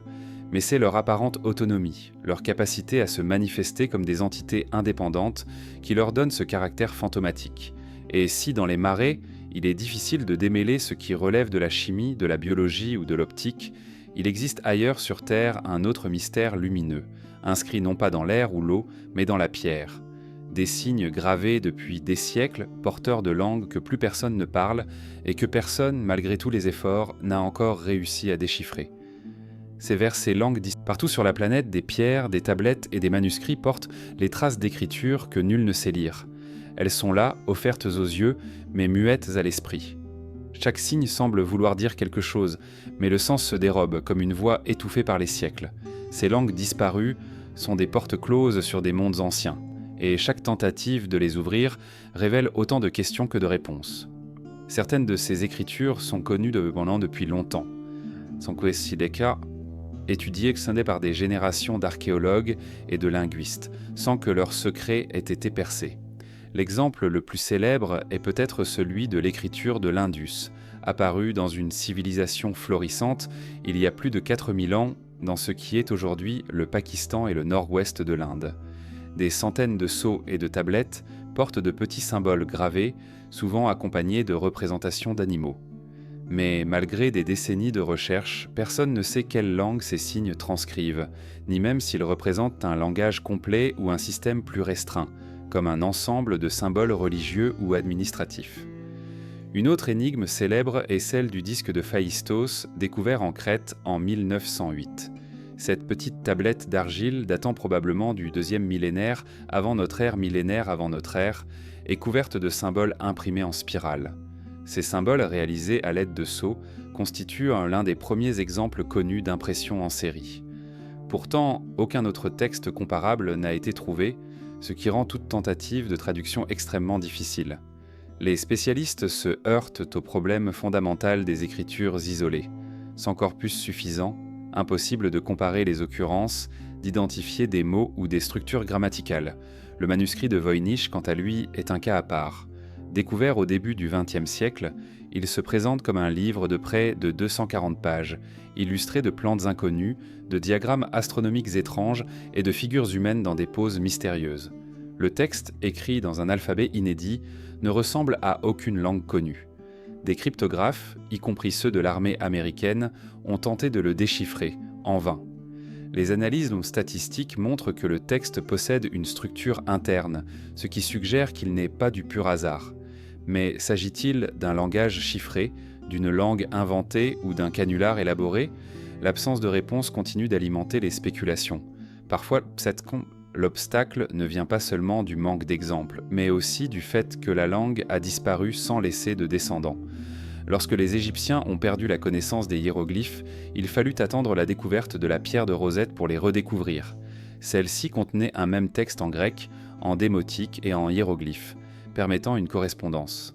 Sans un tel document bilingue, la traduction d'une écriture inconnue devient un travail de déduction extrêmement incertain. Les langues disparues posent aussi un problème d'ordre culturel. Même si l'on parvenait à lire les mots, encore faudrait-il comprendre les références, les contextes, les images mentales qu'ils évoquaient dedans. Une phrase, traduite littéralement, peut perdre toute sa signification si elle repose sur des métaphores ou des concepts propres à une culture éteinte. Ainsi, certaines inscriptions précolombiennes restent ambiguës même après leur transcription, car elles font référence à des mythes dont nous ne connaissons que des fragments. L'écriture rongo-rongo de l'île de Pâques en est un autre exemple fascinant. Gravée sur des tablettes de bois, elle fut découverte au XIXe siècle, à une époque où la culture pascuane avait déjà subi de profondes transformations. Les rares personnes qui savaient encore la lire étaient nées mortes, et aucun témoin direct ne pouvait expliquer le sens des signes. Les tablettes présentent une disposition particulière. Les lignes se lisent en alternance en retournant la tablette à chaque fin de ligne. Les symboles eux-mêmes représentent des figures humaines stylisées, des animaux, des formes abstraites. Mais là encore, faute de textes parallèles ou de traditions vivantes, la clé reste introuvable. Il existe aussi des écritures plus récentes, mais tout aussi indéchiffrables, comme celles utilisées dans certaines lettres codées du XIXe siècle, ou les journaux personnels rédigés dans un langage inventé par leur auteur. Dans ces cas, le mystère est plus intime, mais il repose sur la même difficulté. Sans point de comparaison, sans témoin, le code reste fermé. Ce qui frappe dans l'étude des langues disparues, c'est que chaque signe visible est une promesse de sens, mais aussi un rappel de notre ignorance. L'œil perçoit un ordre, une répétition, une intention claire. La technologie moderne tente d'apporter de nouvelles armes à ce combat contre l'oubli. L'intelligence artificielle, par exemple, est désormais utilisée pour analyser les structures de langues mortes et tenter de proposer des correspondances probables avec des langues connues. Des algorithmes peuvent repérer des régularités, des récurrences de symboles, des associations qui échappent à l'œil humain. Mais même ces outils ne peuvent pas deviner ce que signifiaient réellement les mots si aucun lien culturel ou linguistique ne subsiste. Les langues disparues sont plus que de simples curiosités archéologiques. Elles représentent des mondes entiers perdus à jamais. Systèmes de pensée, vision du monde, relations sociales. Chaque mot oublié est une nuance en moins dans la palette de l'humanité. Leur silence nous rappelle que le temps n'efface pas seulement les corps ou les monuments, mais aussi les idées et les voix qui les animaient. Et parfois, ces écritures silencieuses sont associées à un autre type de mystère, celui d'êtres vivants qui semblent percevoir des choses que nous ne détectons pas, réagissant à des signes invisibles pour nous. Car dans le monde animal, il arrive que certaines espèces manifestent un comportement inexplicable, comme si elles savaient à l'avance qu'un événement allait survenir. C'est vers ces animaux qui prédisent les catastrophes que nous allons maintenant nous tourner.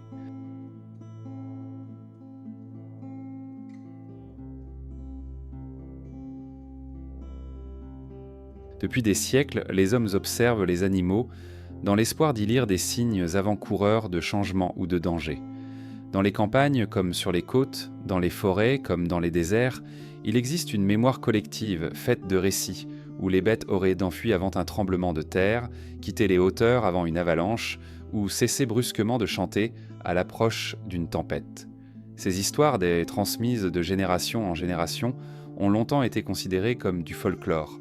Pourtant, la science moderne commence à admettre que certaines espèces possèdent bel et bien une sensibilité particulière aux signaux que nous ne percevons pas. Les témoignages les plus frappants concernent les séismes. En 373 avant notre ère, l'historien grec Thucydide rapporte qu'avant un tremblement de terre dévastateur à Élis, en Grèce, des rats, des serpents et des belettes avaient quitté la ville en masse. Plus près de nous, en 1975, dans la province chinoise de Liaoning, les autorités ordonnèrent l'évacuation de la ville de Haichang après avoir observé des comportements inhabituels chez les animaux locaux, chiens refusant de rentrer dans les maisons, serpents sortant de leur hibernation en plein hiver, chevaux nerveux. Le séisme qui suivit détruisit une grande partie de la ville, mais l'évacuation préventive sauva des milliers de vies. Comment expliquer cette capacité ? L'une des hypothèses les plus courantes est que certains animaux détectent les vibrations sismiques de très basse fréquence appelées ondes P, qui précèdent au moins les secousses monoprincipales. Ces ondes, trop faibles ou trop rapides pour être perçues par la plupart des humains, pourraient en être ressenties par des organes sensoriels spécialisés, comme les récepteurs cutanés sensibles aux pressions ou les cellules ciliées de l'oreille interne. Les serpents, par exemple, n'ont pas d'oreilles externes, mais sont extrêmement sensibles aux vibrations transmises par le sol. Il existe aussi la possibilité que les animaux perçoivent dans des changements chimiques ou électromagnétiques, notamment dans l'environnement juste avant une catastrophe. Des études ont montré que certaines roches, lorsqu'elles sont soumises à une pression intense, peuvent libérer des charges électriques, modifiant localement le champ électromagnétique. Certains mammifères marins capables de détecter les variations infimes de ce champ pourraient réagir avant un séisme sous-marin ou un tsunami. Les comportements prémonitoires ne concernent pas uniquement les tremblements de terre. Des observations répétées montrent que certains oiseaux migrateurs modifient brusquement leur trajectoire avant l'arrivée d'un cyclone, parfois plusieurs jours à l'avance. En 2014, une étude portant sur des martinets à dos blanc équipés de balises GPS a révélé qu'ils avaient quitté leur site de reproduction dans les Apennins plusieurs jours avant qu'une tempête violente ne frappe la région, se dirigeant vers le sud sans signe météorologique visible pour nous à ce moment-là. Les animaux marins, eux aussi, semblent sensibles à des signaux invisibles pour nous. Avant le tsunami de 2004 dans l'océan Indien, de nombreux témoins affirmèrent avoir vu des éléphants fuir vers les hauteurs, des dauphins quitter côte et des colonies entières de flamants roses se déplacer loin de leurs zones habituelles. Ces comportements peuvent s'expliquer par la détection de variations de pression dans l'eau, de changements subtils dans les courants ou même de sons de très basse fréquence produits par le déplacement soudain de masses d'eau, sons que l'oreille humaine ne perçoit pas. Certaines capacités paraissent presque incroyables. Les requins, par exemple, possèdent des organes spécialisés appelés ampoules de Lorenzini, qui leur permettent de détecter des champs électriques de quelques millionièmes de volts. Ces organes leur servent à repérer des proies enfouies dans le sable, mais pourraient aussi leur donner la possibilité de percevoir des signaux géophysiques annonçant une éruption volcanique sous-marine.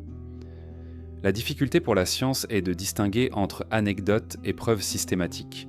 Les récits abondent, mais il est difficile de mettre en place des protocoles expérimentaux fiables car les catastrophes naturelles ne se produisent pas à la demande et les comportements animaux sont influencés par de nombreux facteurs. Cependant, certaines recherches cherchent à établir des corrélations. En 2011, des biologistes japonais observèrent, via des caméras automatiques, que l'activité nocturne de colonies de batraciens augmentait de manière inhabituelle, quelques jours avant un séisme de magnitude 6,3.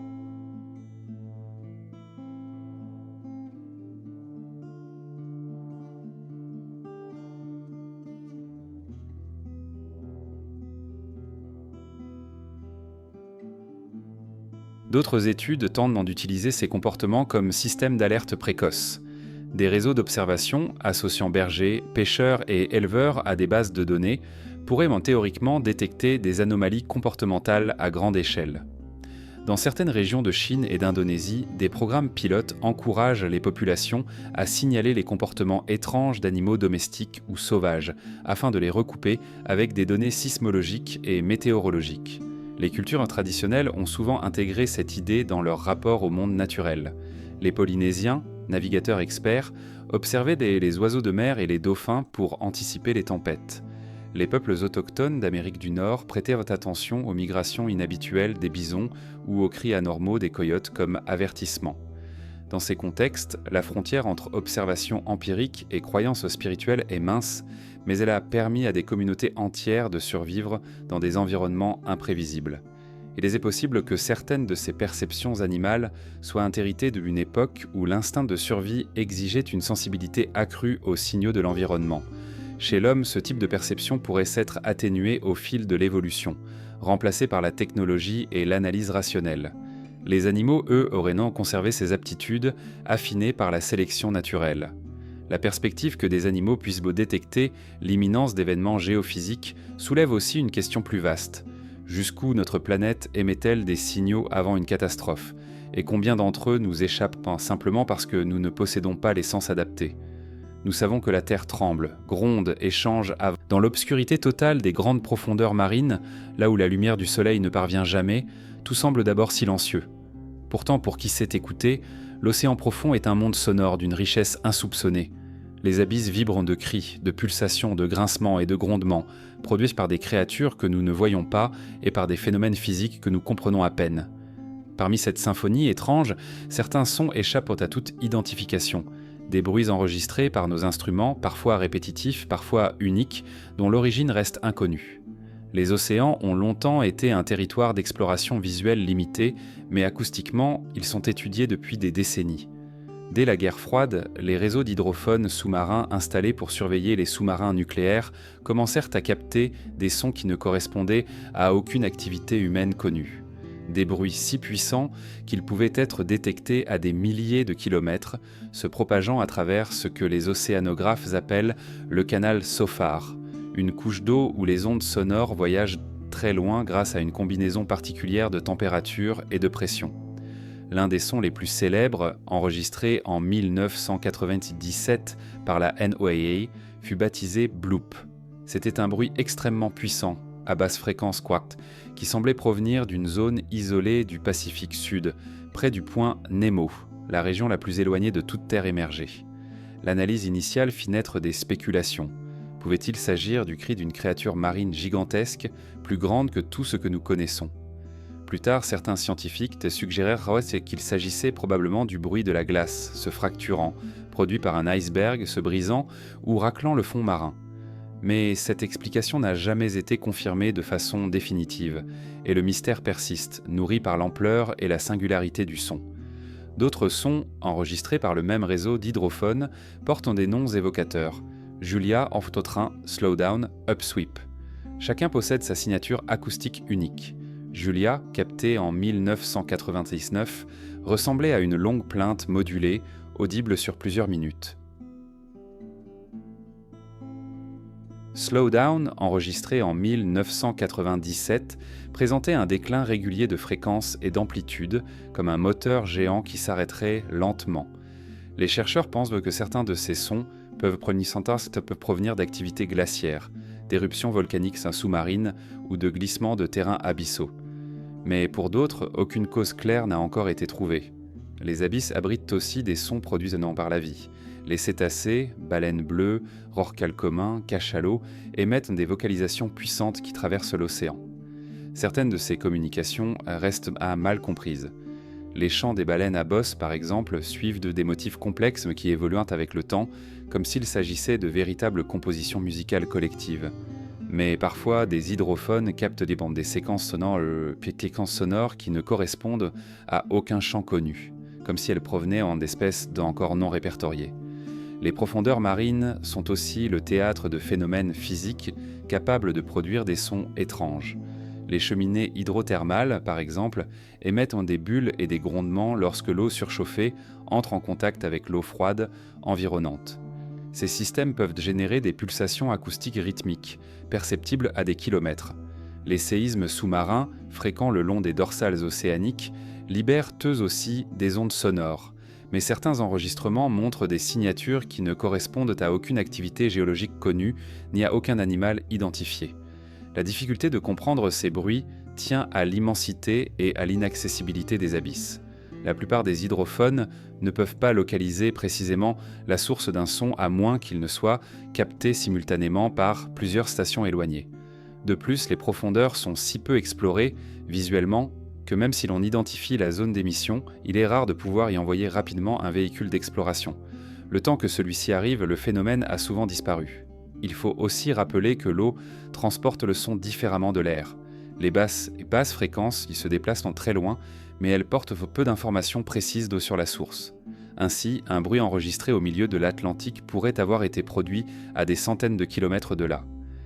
Certains chercheurs envisagent que certains bruits mystérieux puissent être produits par des formes de vie encore inconnues, adaptées aux pressions extrêmes et aux environnements obscurs des fosses océaniques.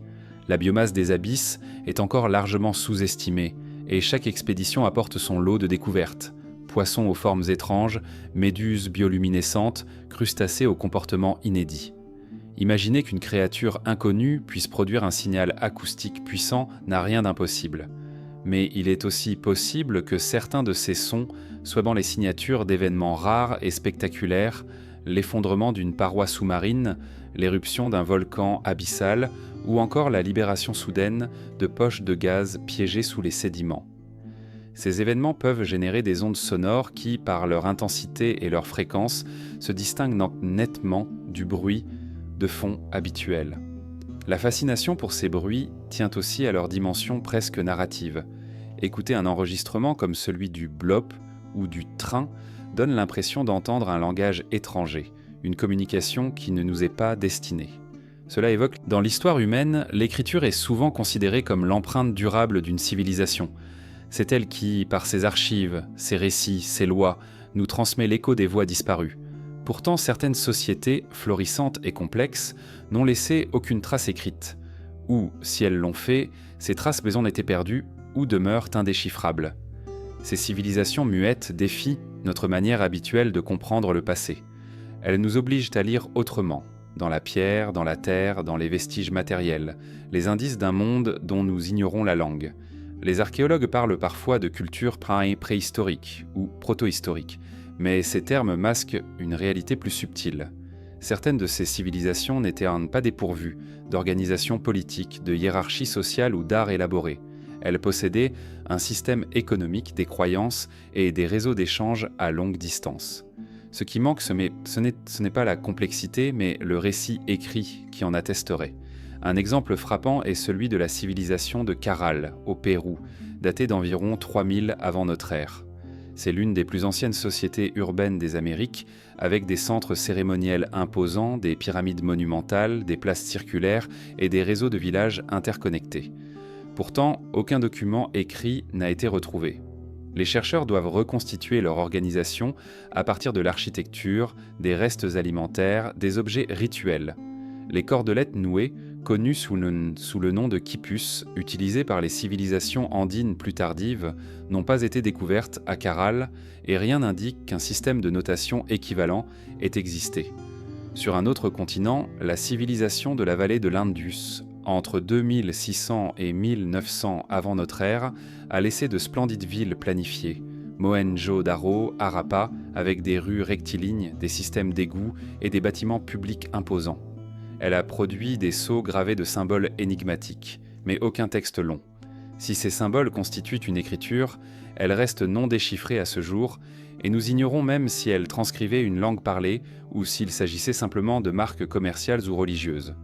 Plus récemment, dans le temps, la civilisation Olmec, en Mésoamérique, a développé une culture artistique et religieuse riche, dont les fameuses de têtes colossales en pierre sont les témoins silencieux. On soupçonne qu'ils avaient un système de signes, peut-être précurseur des écritures mésoaméricaines ultérieures, mais rien de suffisamment complet n'a survécu pour en établir la nature. Les Olmecs ont ainsi laissé un héritage considérable dans l'iconographie et la religion des cultures qui leur ont succédé, mais leur voix directe demeure absente. Certaines civilisations sans écriture ont existé dans des environnements où la transmission orale était le principal moyen de conserver l'histoire. Les peuples polynésiens, par exemple, ont exploré et colonisé d'immenses étendues du Pacifique en s'appuyant sur la navigation céleste, la mémoire des routes maritimes et des généalogies chantées. Leurs connaissances s'étaient précises et vastes, mais elles n'étaient consignées nulle part sur un support matériel. Lorsque des catastrophes, des épidémies ou des contacts brutaux avec d'autres cultures ont brisé ces chaînes orales, les récits se sont perdus. La perte peut aussi être due à la destruction volontaire. Certaines sociétés conquérantes ont effacé les traces écrites de leurs ennemis, ou interdit l'usage de leur langue, effaçant en quelques générations des siècles de mémoire. Les Mayas, par exemple, avaient développé une écriture complexe et des bibliothèques entières de codex. Mais lors de la conquête espagnole, la plupart furent brûlés, jugés hérétiques. Ce qui subsiste de leur histoire écrite n'est qu'une infime partie de ce qui existait autrefois. Il est aussi possible qu'une civilisation ait produit des documents, mais sur des supports périssables, bois, feuilles, tissus, qui n'ont pas résisté au temps. Dans les climats tropicaux, l'humidité et les insectes détruisent rapidement ce type de matériaux. Les peuples de l'Amazonie, par exemple, ont peut-être utilisé des moyens d'enregistrement qui n'ont laissé aucune trace archéologique. L'absence d'écriture ne signifie pas absence de pensée complexe. Les objets d'art, pour les archéologues, l'étude de ces sociétés repose sur un faisceau d'indices matériels. L'alignement d'un site avec les solstices peut indiquer une connaissance astronomique. La présence d'objets provenant de régions lointaines suggère des routes commerciales étendues. Les sépultures, par leur richesse ou leur austérité, révèlent des hiérarchies sociales. Mais chaque conclusion reste hypothétique, soumise à révision lorsque de nouvelles découvertes viennent combler ou déplacer les vides. Ces civilisations silencieuses posent aussi la question de notre propre fragilité. Dans un avenir lointain, que restera-t-il de nos milliards de textes si les supports numériques disparaissent et si nos langues évoluent ou s'éteignent ? Une société sans trace écrite peut sembler lointaine, mais il suffirait de quelques catastrophes pour que nos archives deviennent illisibles. Dans certains cas, la frontière entre civilisation sans écriture et écriture perdue est floue. Les symboles gravés dans certaines grottes ou pierres levées pourraient être les vestiges d'un système symbolique que nous ne reconnaissons pas encore comme tel. Peut-être avons-nous sous les yeux des messages codés que nous prenons pour de simples décorations. Ce silence écrit invite à une forme d'humilité. Il rappelle que notre savoir sur le passé repose sur un équilibre précaire entre ce qui a été conservé et ce qui a été effacé.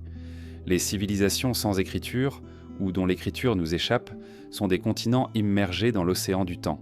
Nous n'en voyons que les sommets, tandis que la plus grande partie reste cachée sous la surface.